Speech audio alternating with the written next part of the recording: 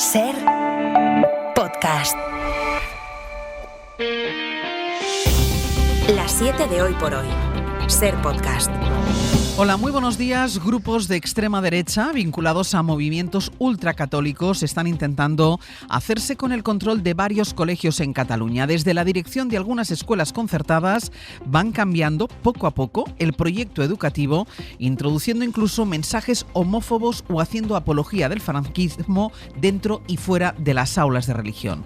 Ser Cataluña avanza esta mañana el caso más reciente, el de una escuela, la Escuela del Carme, en Terrassa, donde 150 familias han recurrido ya a un abogado para revertir la deriva ultracatólica del colegio. Radio Barcelona, Soledad Domínguez. La escuela, con más de 80 años de historia, pertenece a la Orden de los Carmelitas, pero quien dirige ahora el día a día y la orientación pedagógica son dos personas vinculadas a los movimientos Comunión y Liberación y Camino Neocatecumenal, que han despedido a quien ha sido director las últimas 2 décadas, han aumentado las horas de religión, cambiado los libros de texto y también contratado a profesores que en clase dicen que Franco hizo cosas buenas o que Freddie Mercury merecía morir de sida por ser gay. Las familias están intentando que Educación frene esta deriva y el departamento dice que analiza la situación. Este no es, sin embargo, el único caso. Estos mismos grupos hicieron una operación muy similar hace unos años con una escuela de Sant Cugat y un instituto de Rubí, donde también hubo una radicalización del mensaje religioso, presiones a los profesores de siempre y fuga de alumnos, porque de un día para otro, dice una madre, todo era hablar de Dios y de la Virgen. Camino y Liberación aún gestiona 2 escuelas más en la Cataluña interior, escuelas que en sus webs ni tan solo especifican que son católicas. Donald Trump se da 2 semanas a partir de ahora para lograr un acuerdo de paz entre Rusia y Ucrania o amenaza con abandonar las negociaciones. En campaña aseguraba que acabaría con esta guerra en 24 horas, pero ahora da ese ultimátum y a pesar de los desencuentros con Zelensky, apunta a Rusia. Isabel Fernández Pedrote, buenos días. Hola Ángeles, buenos días. De hecho dice que está decepcionado con Rusia y que no entiende que sigan bombardeando a la población civil. Tras el encuentro con Zelensky en el Vaticano, Trump dice que ahora ve a Zelensky mucho más optimista y asegura que está más calmado y con voluntad de acuerdo. Entre tanto, hoy es ya el tercero de los 9 días de novendiales en Roma, los días de luto en el Vaticano por la muerte del Papa Francisco. Solo ayer 60.000 personas pasaron por la iglesia en la que ha sido enterrado por Santa María la Mayor para despedirlo. Mientras la ciudad sigue volcada en el adiós, hoy se reanudan las congregaciones de los cardenales. Las reuniones en las que discuten sobre el futuro de la iglesia desde que empezaron a llegar a Roma. Ya están prácticamente todos, apenas queda una docena por llegar, y del encuentro de hoy está previsto que salga la fecha para el comienzo del cónclave que deberá elegir al sucesor de Francisco. También se espera que aclaren hoy si permitirán la participación del cardenal Becciu, destituido por el Papa y que ahora reivindica votar. La previsión es que el cónclave se convoque cuando acabe el luto a partir del lunes que viene. Pues está empezando este lunes, es 28 de abril. Hoy por hoy noticias. Y pendientes de lo que ocurra en el próximo cónclave están también las víctimas de abusos sexuales en el seno de la Iglesia. Temen que el sucesor de Francisco no mantenga su espíritu reformista, aunque confían en que no haya retrocesos en la lucha contra la pederastia. Aquí en España les preocupa parte de la jerarquía eclesiástica que sigue lastrando el proceso de reparación e indemnización de las víctimas. Mariola Lourido. Las víctimas de la pederastia en la Iglesia están expectantes ante la sucesión en el Vaticano. Esperan que no haya retrocesos en la política de tolerancia cero de Francisco, aunque haya sido insuficiente. Juan Cuatrecasas, presidente de Infancia Robada. Y el nuevo Papa debería formar parte de esa senda de continuidad.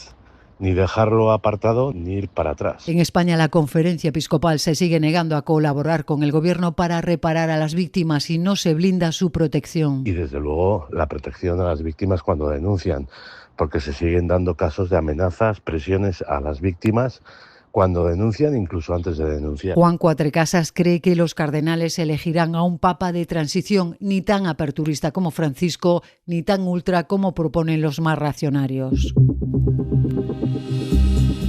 Mañana se cumplen 6 meses de la dana del 29 de octubre en la que murieron 228 personas en Valencia. Este va a ser uno de los asuntos que marque la crónica política de la semana y que atravesará el Congreso Europeo del Partido Popular que se celebra precisamente allí en Valencia. Esta tarde está convocada la 7ª gran manifestación contra la gestión que hizo la Generalitat de aquel día bajo el lema Mazón dimisión.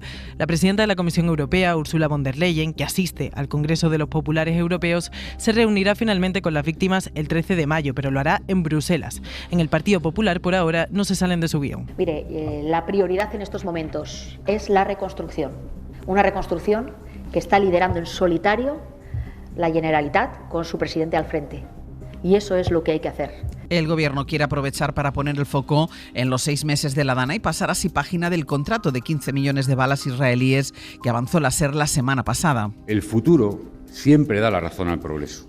Y los ultras, como Ayuso, como Abascal, o los cenizos, como Feijóo, acaban siendo ecos del pasado. Entran así ya sus ataques en la deriva de los populares con la ultraderecha y en Sumar dan por resuelta la crisis interna. De cualquier forma, el PP insiste aún así en pedir la dimisión de Marlaska, que hoy, por cierto, reaparecerá ante los medios en una comida informativa. Además, hoy lunes se reúnen el ministro de Economía, Carlos Cuerpo, y el responsable de esta materia en el Partido Popular, que es Juan Bravo, para seguir negociando su apoyo al plan contra los aranceles de Trump. Hoy por hoy noticias.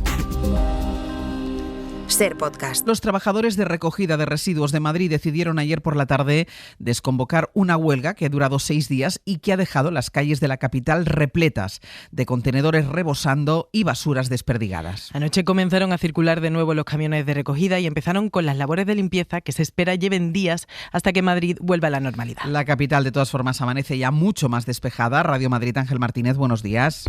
Buenos días. Las calles comienzan poco a poco a recuperar esa imagen de limpieza. Jordan, aquí en una de las calles céntricas de Madrid, calle de la Luna, muy próxima a Gran Vía, unos montones de basura que veíamos hace tan solo 2 días han desaparecido y los contenedores vuelven a estar vacíos. Finaliza la huelga de basuras con un acuerdo entre trabajadores y empresas, una huelga que ha durado 6 días desde el lunes, lo que supone mejoras salariales según las negociaciones y una mejora de las condiciones laborales de los trabajadores. Si bien aún quedan algunos envases, cartones y pequeñas bolsas de plástico inertes en el suelo, no son más que un elemento anecdótico de esa huelga y un recordatorio de la importancia de los servicios de recogida de basuras. Competencia ultima ya el informe que aprobará las condiciones para la compra del Banco de Sabadell por parte del BBVA. Un año después, fuentes financieras dan por hecho que lo tendrán listo a lo largo de la semana y que la Comisión Nacional de los Mercados y la Competencia se inclina a favor de la OPA, pero con condiciones. A partir de ahí, el Gobierno podrá modificarlas o incluso endurecerlas. Es una información de Jordi Fábrega. Tras varios meses de análisis, la Comisión Nacional de Mercados y Competencia tiene muy avanzado el dictamen sobre la compra del Banco Sabadell por parte del BBVA y se espera que lo apruebe a lo largo de esta semana. Todas las partes prevén que Competencia apruebe la operación con una serie de condiciones. BBVA ha prometido durante estos meses, en caso de que triunfe la OPA, mantener el volumen de crédito de las pymes y las líneas de circulante que tienen contratadas durante varios años, y también se ha comprometido a no cerrar oficinas donde no haya otro del banco resultante. El presidente de BBVA, Carlos Torres, lo ve más que suficiente. Confiamos plenamente en el éxito de la operación porque es beneficiosa para todos, para la sociedad y sus territorios, para los clientes, para los empleados y para los accionistas de ambas entidades. En todo caso, el dictamen de Competencia no finaliza el proceso porque a partir de él es cuando el Gobierno puede actuar y modificar las condiciones que imponga la CNMC al BBVA. Ser Podcast. La policía canadiense ha identificado al autor del atropello múltiple en el que murieron ayer al menos 11 personas en un festival callejero en Vancouver. Tiene 30 años, lo acusan formalmente de homicidio y estaba en el radar de la policía y de los servicios de salud mental. Descartan que se trate de un ataque terrorista y aseguran que actuó solo. Decía el jefe de la policía que se trata del día más oscuro para la ciudad. Son al menos 20 las personas que han resultado heridas en el que es ya uno de los peores ataques de su historia. El suceso ha ocurrido cuando faltaban apenas 24 horas para que abran los colegios electorales en todo el país. Canadá vota hoy para elegir a su primer ministro y el ataque obligó a los candidatos ayer a modificar sus agendas en el último día de campaña. Bayo, buenos días. Buenos días, sí. El primer ministro en funciones, el liberal Mark Carney, se refería anoche a ese atropello masivo en Vancouver. Those families are living every family's nightmare. Afirmando que esas familias, las de las víctimas, viven la pesadilla de cualquier familia y que él mismo está consternado por lo sucedido. Un mensaje de solidaridad que replicaba su rival electoral, el conservador Pierre Poilievre. All Canadians are united. Hablando de la unidad de todos los canadienses en solidaridad con la comunidad filipina afectada por ese atropello que ha llegado en la recta final de una campaña que hace apenas 4 meses parecía claramente decidida a favor de un giro a lo conservador. Sin embargo, las tornas han cambiado completamente por un solo factor. Donald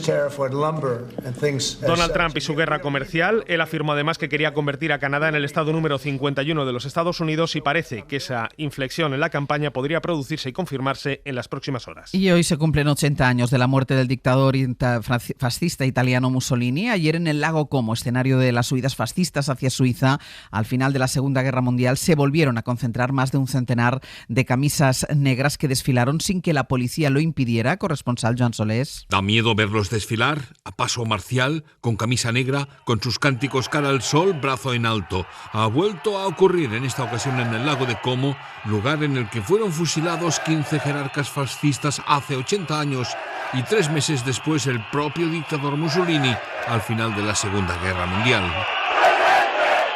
No muy lejos, separados por un cordón policial, se concentraron también militantes antifascistas que gritaban «¡Vergüenza, vergüenza!». En la actual legislatura, con el gobierno de la primera ministra Meloni de los posfascistas de Fratelli d'Italia, han aumentado las demostraciones fascistoides sin que se apliquen las leyes que prohíben en Italia las organizaciones fascistas y sancionan la apología, el elogio o la propaganda a favor del fascismo.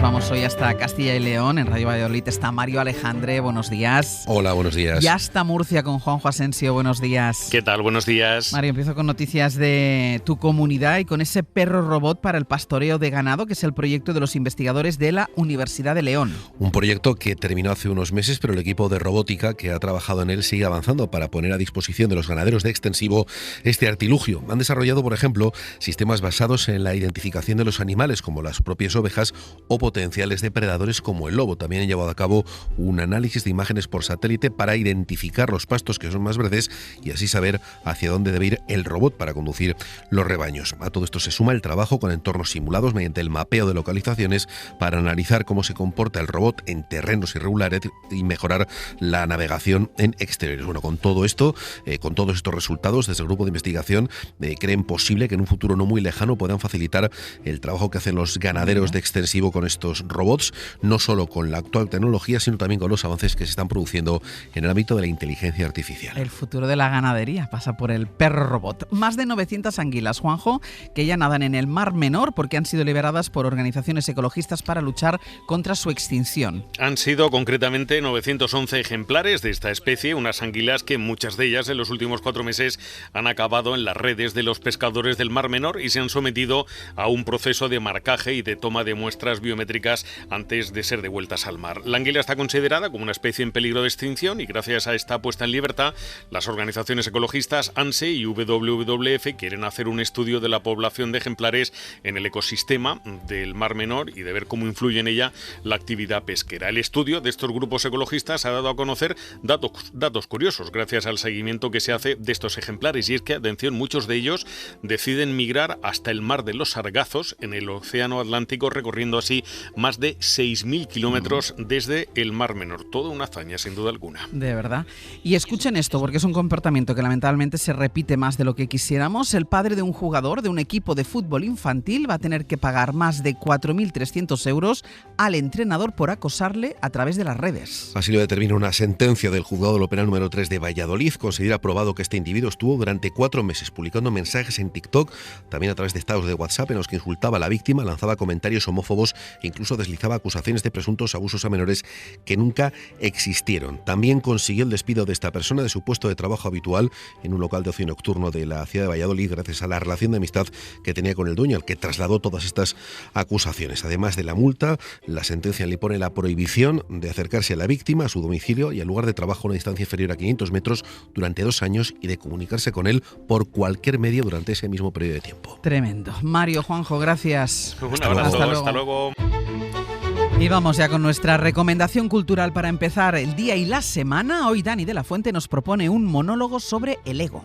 Nuestra recomendación de hoy casi que va dirigida a productores y programadores teatrales porque es una pena que A Fuego, un monólogo en verso de Pablo Macho Otero dirigido por Emma Arquillue, no tenga el recorrido que se merece. En esta historia, llena de ficción, en este canto al arte de mi oficio, se esconde la verdad de una obsesión que me llevó a quemar un edificio. A Fuego gira en torno a la figura de Eróstrato, un griego de Éfeso que decide quemar el templo de Artemisa de Éfeso, que estaba considerada una de las 7 maravillas del mundo antiguo, y cuando lo pillan, lo torturan para que confiese por qué lo ha hecho, él confiesa que lo ha hecho para pasar a la posteridad. Entonces esta figura histórica a mí de repente me pareció que hablaba de mi generación, en el sentido de que somos una generación obsesionada por llamar la atención, ¿no? Youtubers, influencers, instagramers, todos esos que buscan su minuto de gloria. La obra es una reflexión genial, divertidísima, muy ingeniosa sobre el ego, la necesidad de ser viral, recordado, de que nos miren, de llamar la atención. Dura solo 1 hora y es en verso. Si a esa forma métrica le pones lenguaje actual y hablas como estamos hablando nosotros ahora, o incluso más vulgarmente, funciona, ¿no? Esto, por ejemplo, Ron Lala, Álvaro Tato lo ha demostrado, ¿no? Si puedo hablar como yo hablo con mis amigos, pero en verso. A Fuego es para todos los públicos, hemos reído y aplaudido a rabiar. Han tenido muy buena acogida en Cataluña, están ahora en la Abadía de Madrid, solo unos días, y ojalá, es nuestro deseo y recomendación, les abran muchas más puertas. No se la pierdan. Para no perderte ningún episodio, síguenos en la aplicación o la web de la SER, Podium Podcast o tu plataforma de audio favorita.